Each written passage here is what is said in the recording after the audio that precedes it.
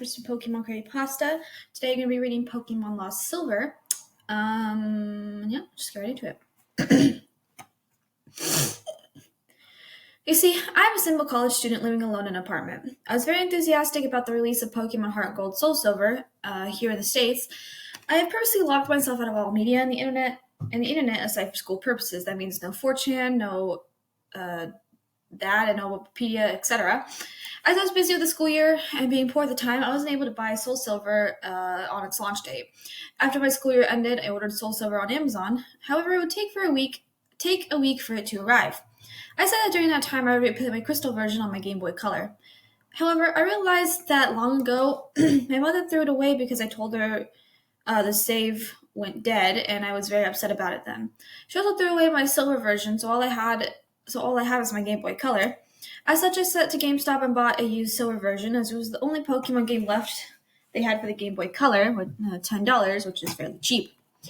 I went home and started it up for a nostalgia trip. However, there are things that started to get bizarre, and most likely the reason why you read this. The Game Freak logo started up as normal, but then it just froze there. I thought the cart was just errored or something, so I turned it off and on. Same thing happened, and I tried pressing 8 and start over and all the buttons, and eventually the logo vanished and there's a black screen for about 5 seconds. Suddenly, rather than going to the usual menu screen, I was already in the game in a previous saved file, which is odd, as I was expecting all these carts to have been wiped by the poor battery. Either way, I wasn't complaining. I would have chosen the continue option to see what the previous guy did anyways. First off, I checked the trainer information, and his name was just ... He didn't have much originally. I checked his profile. Give me 1 second. I checked his profile. Apparently, he had 999.99 hours put into the game with all 16 badges, 99999.9 Pokédollars, and 251 Pokemon in the Pokédex. Seeing as he apparently had a Mew and a Celebi logged also, I'm guessing he either used a Game Boy Genie, a Game Genie, or was a really hardcore Pokemon player back then. I checked his Pokemon to see what badass team he had, and to my surprise, I saw 5 unknown and a 6 Pokemon named Hurry. I'm thinking that he must be some cruel joke by a person who last played the game, but I decided to check the profiles of those Pokemon anyway. As expected, there were different letters of unknown, all level 5. I was a bit shaky with my unknown alphabet at the time, but I did identify the words that spell out to be leave. As for the 6 Pokemon, it turned out to be a Cyndaquil. Mind you, this was before there were individualized Pokemon icons. And the Cyndaquil looked normal, but it was level 5 with only 1 HP with 2 attacks, Leer, and Flash. I don't know why they named him Hurry, but at the time I just disregarded it. The most eerie thing was, despite the volume being at max, none of my Pokemon had said the usual cries, just pure silence. Having enough of the team, I closed it. I was parked at whatever appears to be a room outside Bellsprout Tower. However, for some reason, there were no NPCs around. Even more eerie is that the pillar in the middle didn't move at all, as if it was just leaning on its side. There's no music at all, and there was no exit or ladder, or at least I thought there wasn't. I walked around for a few minutes, but can't seem to find a way out. This was certainly not a room I've seen in the Bellsprout Tower before. I tried checking my items for an escape rope, but the bag was completely empty, and there wasn't any wild Pokemon either. Finally, I managed to find a ladder, which turned out to be behind the pillar.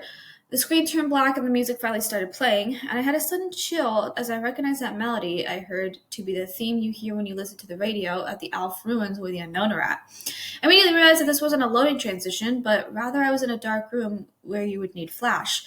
But I took care of that, though. I immediately checked my Pokegear to change the radio to something more pleasant, but it turns out there was no radio card, or even a phone or time cards. There's only a map in which Gold, from earlier, in which I will call him Gold from now on, was just walking amidst the black. I recall that Cyndaquil had Flash, so I turned off my Pokegear and made Cyndaquil use Flash. I didn't see any message saying Hurry had to use Flash or anything like that. The room just became lit just like that, and I soon regretted it, because the room was chilling a blood red with a linear gray path heading south. The ladder I used going up and down was not there at all. I had no choice but to head south, and the screen got darker every 20 steps I made, until I finally made it to the end, which appears to be a sign. And I read the sign which said, "Turn back now." Suddenly, I was asked to the answer yes or no, but there's no question asked. I chose yes, and I do not know what it was asking. The screen went black again, making a ladder climbed sound. The unknown radio music stopped in a few seconds, was placed with a not so creepy pokey flute radio music.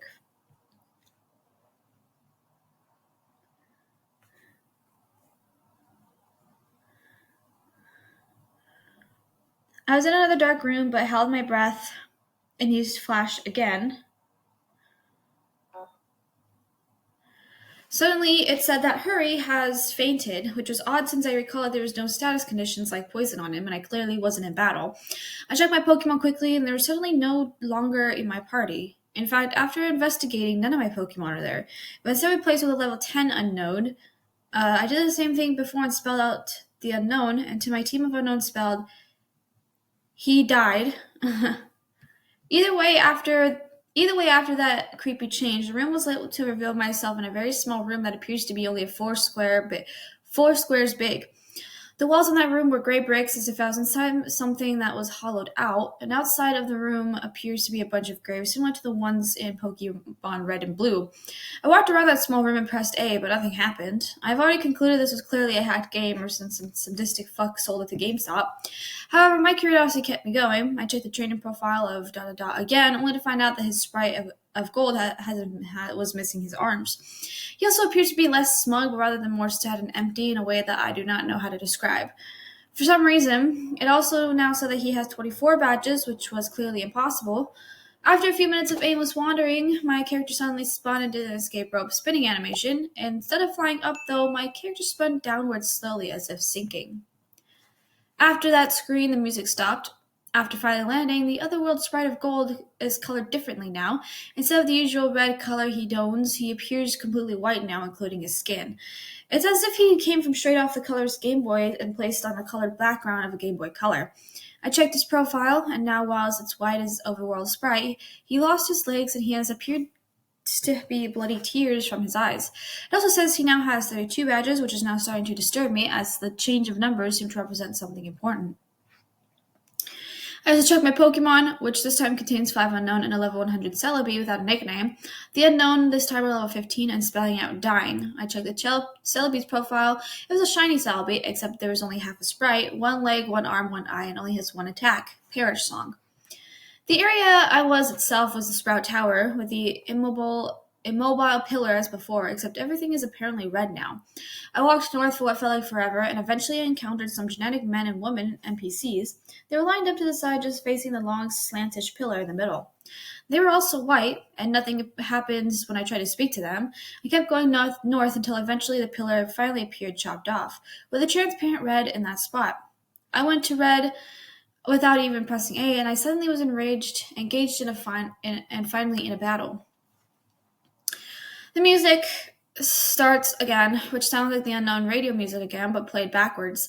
Gold's back sprite matches his front with the bloody eyes, white skin, and lack of arms, while Red sprite was the same as before in GSC, except transparent.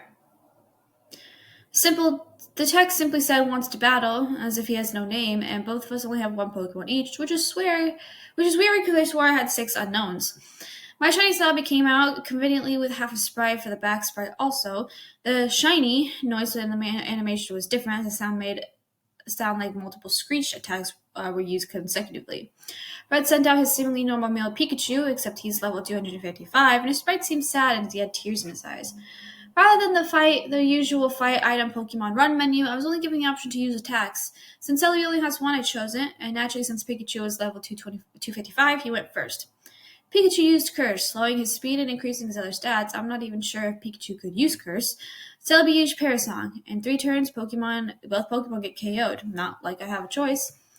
At this point, I didn't even go back to the fight menu as the battle just continued without me. Also note that there were no animations at all for some reason.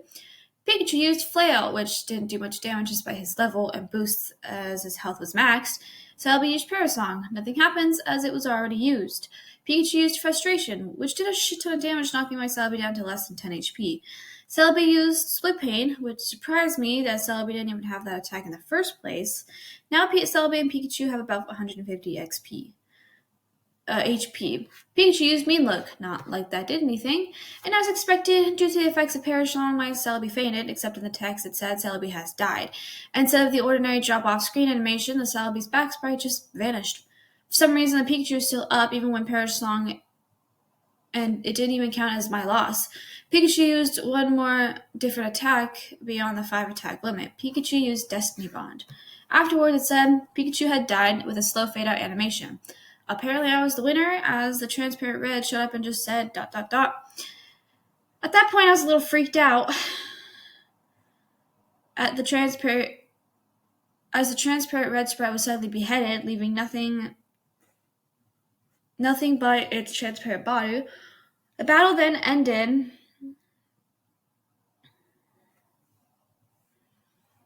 At that point, and faded out along with the music.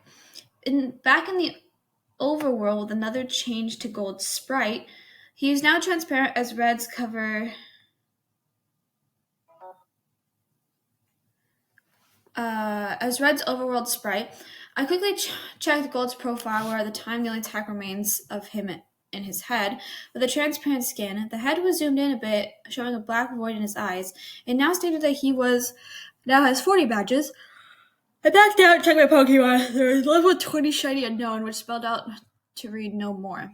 I was at what I now knows next to the end.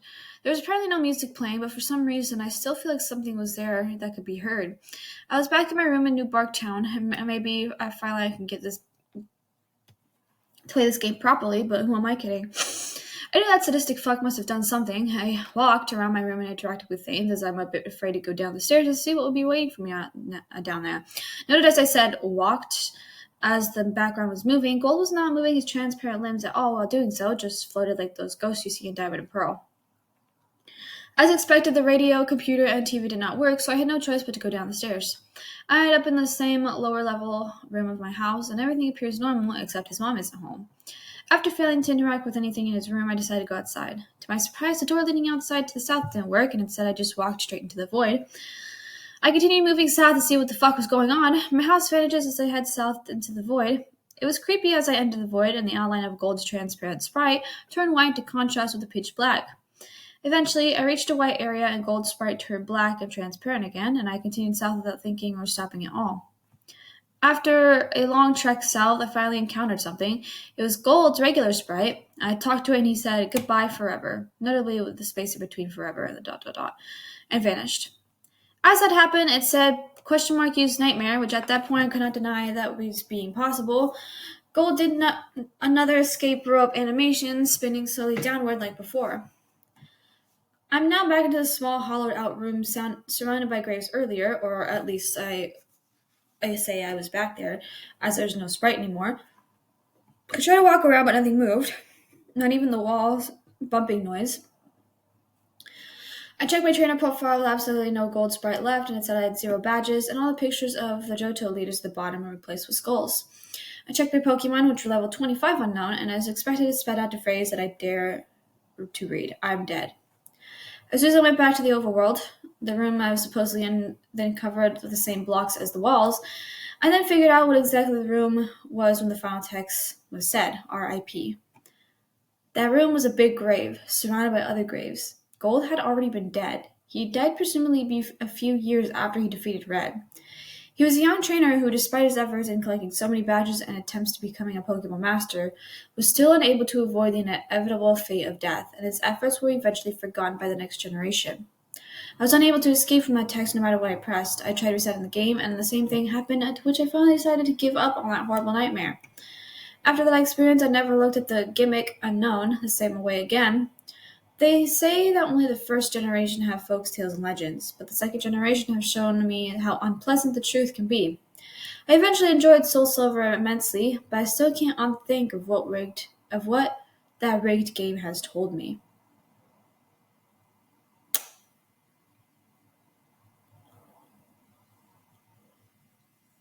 Interesting.